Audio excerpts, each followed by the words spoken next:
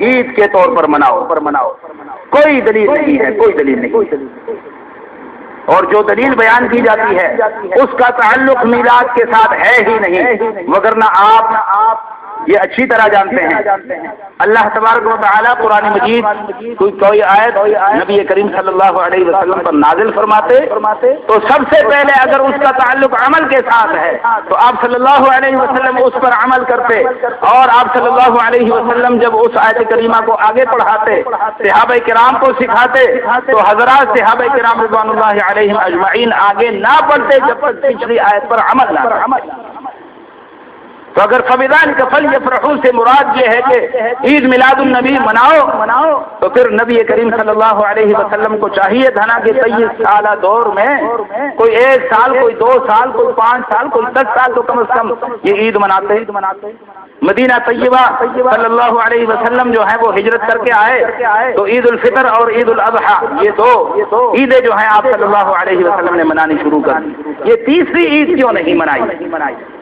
حضرات صحابہ کرام ابو بکر صدیق، عمر فاروق، عثمان غنی، علی مرتضیٰ، حسن رضی اللہ تعالی عنہ، حضرت معاویہ رضی اللہ تعالی عنہ، اور بعد کے نیک خلفاء عمر بن عبدالعزیز اور دوسرے محدثین اور فقہاء، انہوں نے اپنی زندگیوں میں کیوں یہ عید نہیں منائی؟ آج اگر 50-60 سال سے 100 سال سے بارہ وفات کے نام سے پہلے یہ دن منایا جاتا تھا، اور اب عید میلاد کے نام سے یہ دن جو ہے وہ منایا جاتا ہے، تو کیا کسی کو کوئی شک ہے، کوئی شبہ ہے کہ ایک خاص گروہ اس دن کو عید کے طور پر مناتا ہے؟ بچے کو پتا ہے کہ اس دن کو بطور عید کے منایا جا رہا ہے.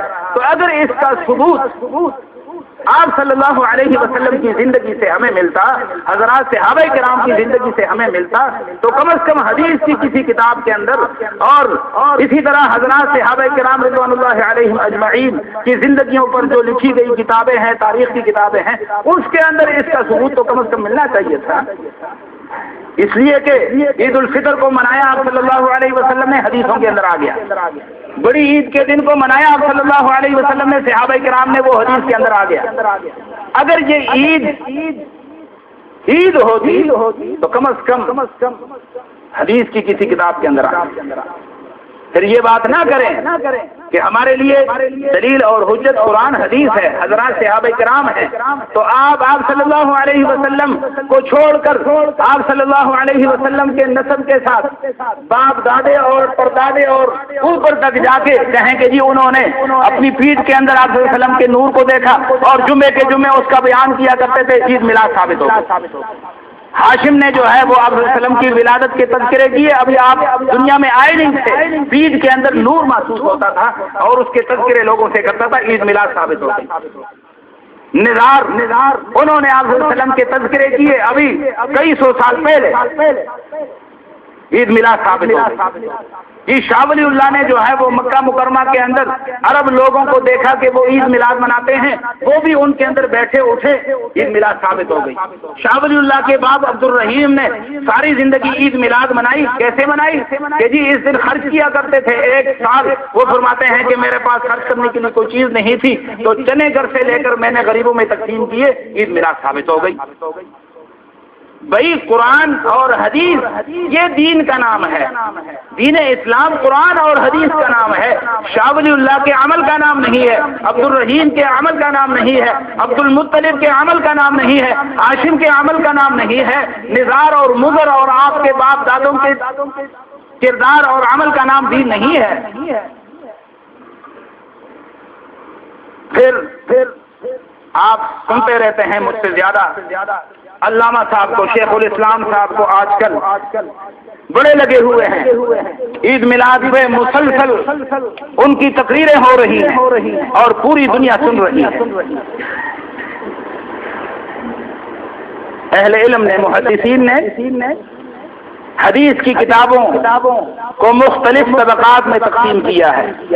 یہ صرف آسانی کے لیے کہ ہر کسی کو حدیث کے مقام اور مرتبے کا علم تو نہیں ہو سکتا، تو مشہور حدیث کی کتابوں کو طبقات میں تقسیم کیا کہ بھئی پہلے طبقے میں بخاری اور مسلم یہ حدیثیں، اس کی ساری حدیثیں صحیح ہوں. دوسرے طبقے میں نسائی، ابن ماجہ، ابو داؤد اور ترمذی، اور اسی طرح موطا امام مالک۔ تیسرے طبقے میں صحیح ابن حبان، صحیح ابن خزیمہ اور صحیح کے نام سے دوسری جو کتابیں لکھی گئی ہیں۔ پھر جو دوسرے اور تیسرے طبقے کی کتابیں ہیں اس میں بھی کچھ کمزور حدیثیں پائی جاتی ہیں، ان کے متعلق بھی محدثین سے، اہل علم سے رجوع کر کے آپ نے عمل کرنا ہے۔ ہاں، بخاری اور مسلم یہ دو کتابیں ایسی ہیں کہ آپ یہ کتابیں لے لیں اور آنکھیں بند کر کے جو حدیث آپ کے سامنے آئے آپ عمل کرتے ہیں انشاءاللہ العزیز۔ کوئی حدیث اس کے اندر جو ہے وہ کمزور نہیں ہے، کوئی ضعیف نہیں ہے۔ لیکن دوسری حدیث کی کتابیں دوسرے اور تیسرے طبقے سے تعلق رکھنے والی، اس میں کچھ ضعیف حدیثیں ہیں، اکثریت ان میں صحیح حدیثوں کی ہے۔ اس کے بعد جو چوتھے اور پانچویں طبقے کی کتابیں ہیں اس کو عام علماء بھی ہاتھ نہ لگائیں، الا یہ کہ اس کے متعلق مکمل طریقے سے معلومات حاصل کریں کہ اس کی کون سی حدیث جو ہے وہ صحیح ہے، اس لیے کہ بہت تھوڑی احادیث ان کے اندر صحیح ہے اور اکثریت احادیث کی ان کے اندر ضعیف ہے اور بہت ساری ان کے اندر من گڑت ہے۔ یہ زرقانی کے حوالے سے بیان ہو رہا ہے، طبرانی کے حوالے سے بیان ہو رہا ہے، مواہب کے حوالے سے بیان ہو رہا ہے۔ محدثین پہلے لکھ چکے ہیں، شاہ ولی اللہ خود لکھ چکے ہیں کہ ان کتابوں کی طرف رجوع یہ عالم کے لیے ہی جائز نہیں ہے جب تک کہ اس کو علی وجہ البصیرہ علم نہ ہو جائے کہ اس کی فلاں حدیث صحیح ہے، اس کو آگے بیان کرے۔ وگرنہ عام قاعدہ اور قانون یہ ہے کہ ان حدیث کی کتابوں کو آپ نے حجت نہیں ماننا، آپ نے دلیل نہیں ماننا، اس لیے کہ اس کی اکثر حدیثیں وہ قابل اعتبار نہیں ہیں۔ لیکن حضرت موصوف صاحب انہی کتابوں کے حوالے سے لوگوں کے سامنے لگے ہوئے ہیں اور لوگ جھوم رہے ہیں، ناچ رہے ہیں، رقص کر رہے ہیں اور کہہ رہے ہیں کہ جی اس دور کے اندر اگر کوئی علامہ ہے، کوئی فہامہ ہے، کوئی شیخ الاسلام ہے تو حضرت صاحب تشریف لا چکے ہیں، اس کے بعد جو ہے ہماری نظر میں کوئی نہیں ہے۔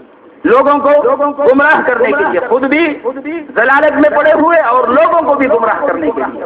تو بہر صورت آپ صلی اللہ علیہ وسلم کی سیرت کا بیان کرنا، آپ صلی اللہ علیہ وسلم کی سیرت کے تذکرے کرنا یہ علیحدہ مسئلہ ہے۔ پھر اس کے اندر آپ صلی اللہ علیہ وسلم کے کردار، اخلاق، اعمال کا جو تذکرہ ہوتا ہے وہ عمل کرنے کے لیے ہے، اس کے مطابق اپنا نظریہ اور عقیدہ بنانے کے لیے ہے، یہ تو ایک جائز چیز ہے۔ لیکن اس سے آگے بڑھ کر اس دن کو بطور عید کے منانا اور پھر اس طریقے سے منانا کہ وہ چھوٹی عید اور بڑی عید ہم بھول جائیں، آپ دیکھ رہے ہیں نظارے، یہ شاید احداث فی الدین میں بھی بڑی بدعت شمار ہو۔ بدعات کی بھی قسمیں ہیں لیکن یہ بہت بڑی بدعت ہے کہ اس کے اندر بہت سارے خرافات ہیں، بہت ساری خرابیاں ہیں۔ اللہ تبارک و تعالی صحیح معنوں میں ہمیں سمجھنے اور عمل کرنے کی توفیق عطا فرمائے۔ وآخر دعوانا الحمدللہ۔